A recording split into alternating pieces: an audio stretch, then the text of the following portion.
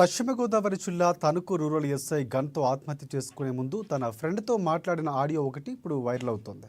తనను కృష్ణా జిల్లా రేంజ్ విఆర్కు పంపిస్తున్నారని, అందుకే ఆత్మహత్య చేసుకుంటారని చెప్పాడు. భార్యా పిల్లల పరిస్థితి ఏంటో అంటూ కూడా ఆవేదన చెందుతున్నటువంటి ఎస్ఐ మూర్తి మాటలు ఇప్పుడు కంటతడి పెట్టిస్తున్నాయి.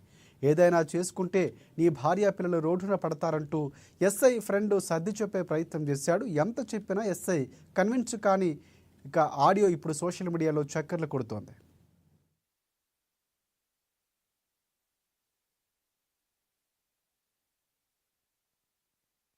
రా రేంజ్కి రిపోర్ట్ చేయమని వచ్చింది ఆర్డర్. రేంజ్కి అదేంటిది?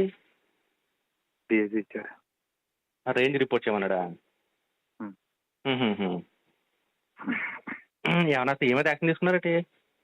తెలీదు. ఎప్పుడు? హర్ష పెట్టాడు. రేటు పరిస్థితి ఏం లేదు, ఇంకా నేనేం చేయలేను. ఏమనుకున్నా కానీ నువ్వేం చెప్పినా కానీ వెళ్ళాగాడు ఏమంటాడు చూడు. ఏమన్నా ఇంకా నాకు ఇంట్రెస్ట్ లేదు. ఇంకా లైఫ్ అంటే ఏంటి, జాబా లేకపోతే ఏంటి? లైఫ్ ఇంట్రెస్ట్ లేదురా, నా వల్ల కాదురా. చాలా ఇబ్బందిగా ఉందంట.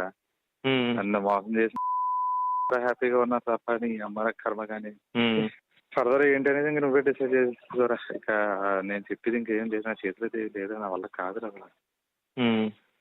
దాకేదో పెట్టి అలా గెడుతున్నాను కానీ ఆ కృష్ణకుమార్ గారు ఆ నాగేశ్వరరావు చేసిన పనికి నిజంగా ఈరోజు నేను ఇంకా ఏదో అలాగే గెంటుతున్నాను. పొల్లి విఆర్ భీమవరం కదా, సర్లే చూద్దాం.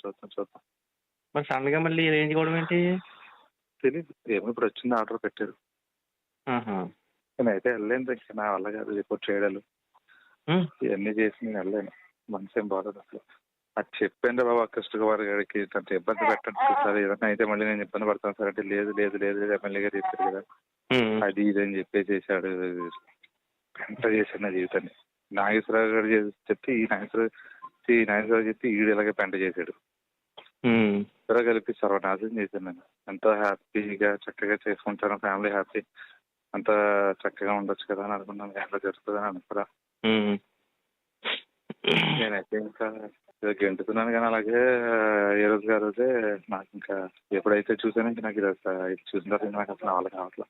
వాళ్ళు ఇప్పుడు దాకా ఉన్నావు, ఇప్పుడు వెళ్ళి ఒకసారి అసలు కనబడాడు, నాకు లూప్ కావాలండి నేను ట్రాన్స్కి వెళ్ళిపోతాను అడుగు, వస్తున్నాను ఏమంటాడో చూద్దాం. పని ఆడి మనసులో బయటకు రాకుండా మనం ఎందుకు నెగిటివ్గా తీసుకోవడం? ఆడికి వెళ్ళిన తర్వాత అప్పుడు ఏం లేదురా, ఆడ వెళ్ళిన తర్వాత ఫస్ట్ డిస్ట్రిక్ట్ అలర్ట్ చేస్తారు అంతే, నాకు తెలుసు కదా జరిగింది. అదేరా, ఆడికి వెళ్ళిన తర్వాత అప్పుడు మాట్లాడితే సరిపోద్ది కదా. అప్పుడు అడిగి ఏం తెలియదు, అప్పుడు అడుగుతాడు ఒక ఆప్షన్ ఎక్కడికి వెళ్తామని అడిగాడు అనుకో, ఒకటి అప్పుడు చెప్పు రాజమండ్రి, లేదా నాకు లూప్కి వెళ్ళిపోతాను ట్రాన్స్కమ్మని అడుగు. అప్పుడు దాని మీద అప్పుడు ఏమనంటే అప్పుడు చూద్దాము. అక్కడ ఏమవుతుందో తెలియకుండా కంగారు. ఇంకా అక్కడ ఏమవుతుంది ఏం లేదు, అంతా ఊహిస్తుందే జరుగుతుంది అంతే. అలాగే ఒకటి ఏదైతే ఊహిస్తున్నా స్లోగా జరుగుతుంది అంతే. కానీ పిల్లలను విద్య బాధ వేస్తుంటారు వాళ్ళ అలా ఏ మాట అర్థం అవట్లేదు. అలా అంటారా, పిల్లల విద్యను చూస్తున్నట్టు నాకు చాలా బాధ వేస్తుందిరా. అలా ఏమన్నా ఉందా?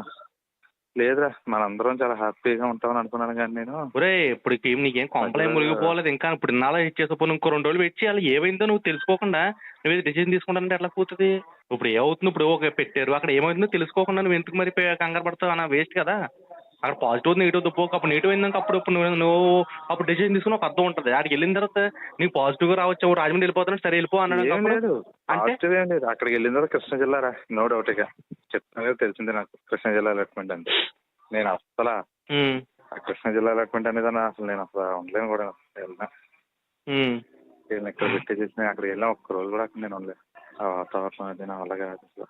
మరి తర్వాత ప్రధానంతో దాన్ని ఏ విధంగా నువ్వు క్లియర్ చేస్తావో చూడు, కానీ నా వల్ల అయితే కాదు.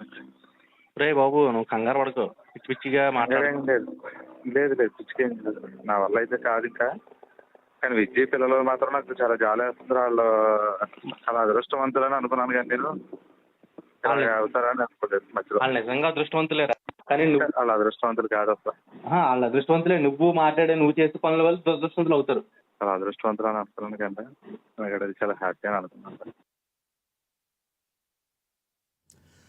పద్మవిభూషణ్ అవార్డు అందుకున్న ఏషియన్ ఇన్స్టిట్యూట్ ఆఫ్ గ్యాస్